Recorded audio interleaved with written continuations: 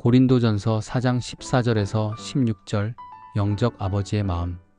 사도 바울이 고린도 교회에 보낸 첫 번째 편지는 복잡하고 다층적인 감정이 교차하는 목회 서신이다. 교회 내의 파벌 문제, 도덕적 해이, 은사의 오용, 그리고 사도직에 대한 도전까지 신생 공동체가 겪을 수 있는 거의 모든 성장통을 겪고 있었다.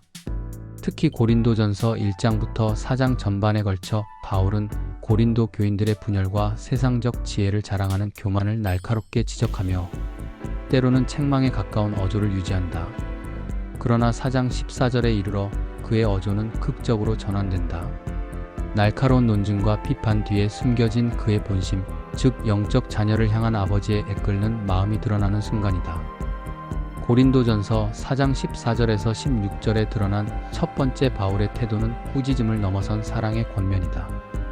바울 자신의 의도가 성도들을 부끄럽게 만들어 좌절시키려는 것이 아님을 분명히 한다. 그의 목적은 부끄럽게 함이 아니라 사랑하는 자녀같이 권하는 것에 있었다. 이 짧은 세 구절 속에서 바울은 첫째, 자신의 권면이 가진 교정적이고 사랑에 기반한 본질을 밝히고, 둘째, 수많은 가르침 속에서 자신이 차지하는 독보적인 영적 아버지로서의 정체성을 확립하며, 셋째, 궁극적으로 그들이 따라야 할 삶의 모델로서 나를 본받는 자가 되라는 구체적인 행동 강령을 제시한다. 따라서 여기에서는 이 구절들을 중심으로 바울이 어떻게 자신의 사도적 권위를 단순한 직위가 아닌 깊은 관계성 속에서 재정립하고, 명예와 수치를 중시하는 고린도 문화 속에서 복음적 가치를 새롭게 제시하며, 올바른 신학이 반드시 올바른 삶으로 이어져야 함을 역설하는지를 심도 있게 분석하고자 한다. 둘째는 관계의 재정립, 즉 부끄러움이 아닌 사랑의 충고이다.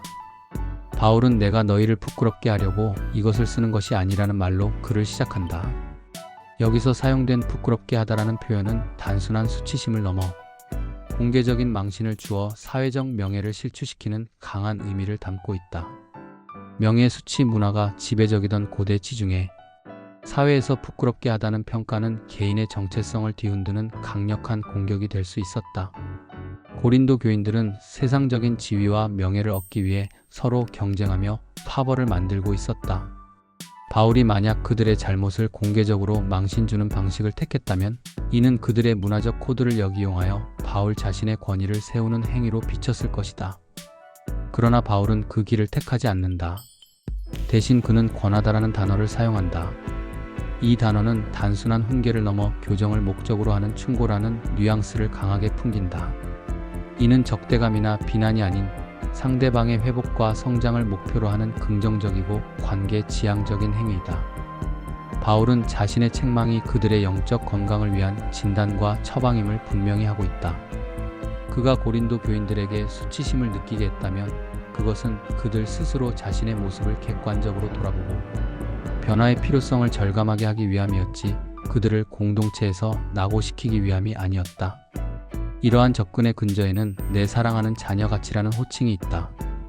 바울은 논쟁적 상황 속에서 갑자기 가장 친밀하고 따뜻한 이미지를 꺼내든다. 이는 단순한 수사적 장치가 아니다.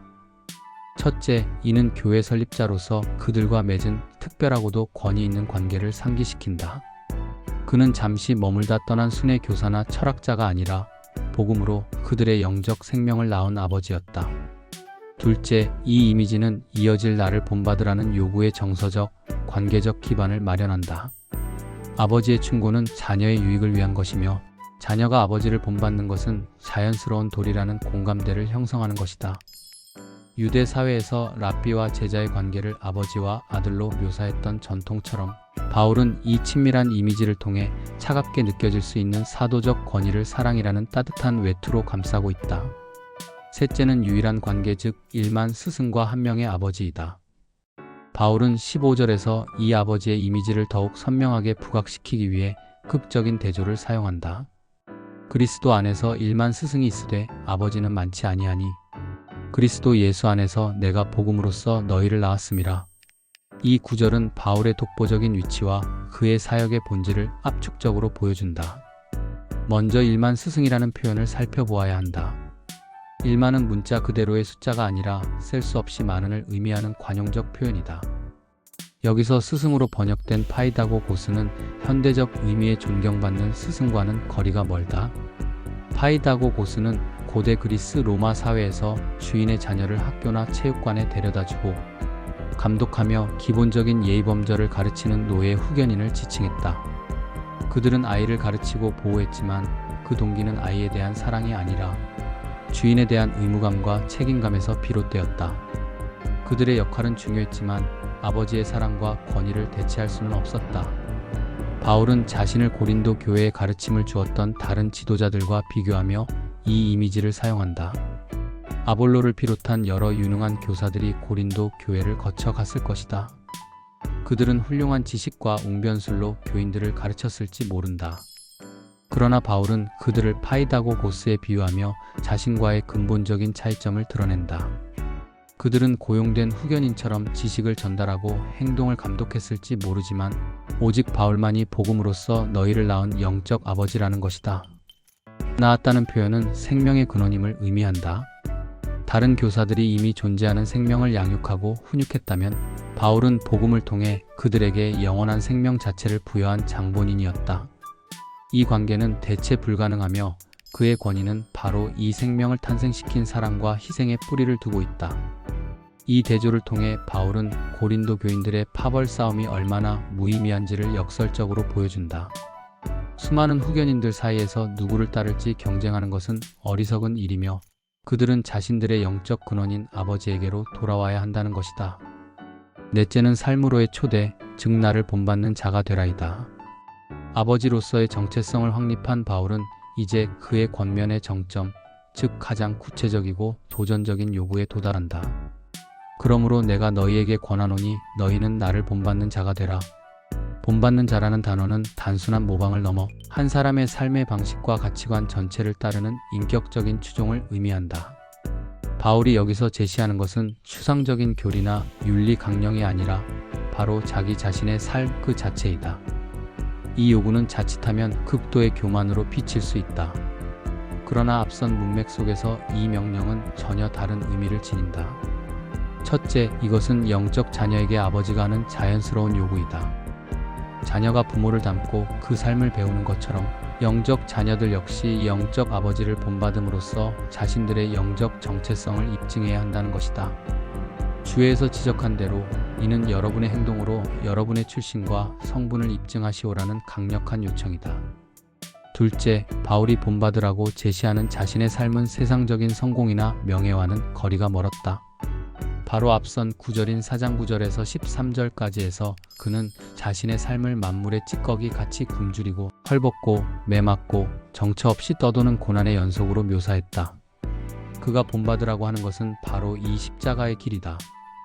세상의 지혜와 힘을 자랑하며 분열하던 고린도 교인들에게 바울은 그리스도를 위해 기꺼이 약해지고 고난받는 삶이야말로 복음의 본질을 살아내는 것임을 자신의 삶을 통해 증명하며 보여주고 있다.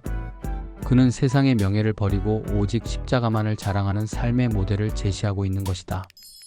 궁극적으로 바울이 자신을 본받으라고 말할 수 있는 가장 중요한 이유는 그 자신이 그리스도를 본받는 자였기 때문이다. 그의 관심은 자신을 높이는 데 있지 않고 고린도 교인들이 그리스도와 함께 죽고 그리스도와 함께 사는 제자도의 본질을 회복하는 데 있었다. 바울은 옳은 신학이 반드시 옳은 행동으로 귀결되어야 한다고 굳게 믿었다. 복음은 머리로 동의하는 지식체계가 아니라 삶 전체를 통해 살아내야 하는 실제이다. 따라서 나를 본받으라는 요청은 내가 그리스도를 따라 살아가듯 여러분도 나와 함께 그 길을 걸어가자는 따뜻하고도 강력한 제자도로의 초대인 것이다. 오늘 이야기의 결론은 관계와 삶으로 증명되는 복음이다.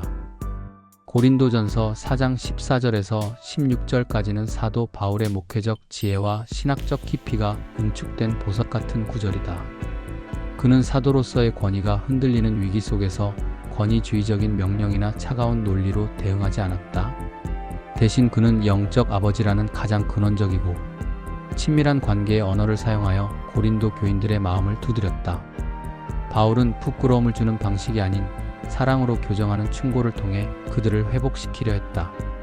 수많은 가르침 속에서도 복음으로 그들을 낳은 자신의 유일무이한 관계를 상기시키며 공동체의 분열이 가져올 의미 없음을 깨닫게 했다.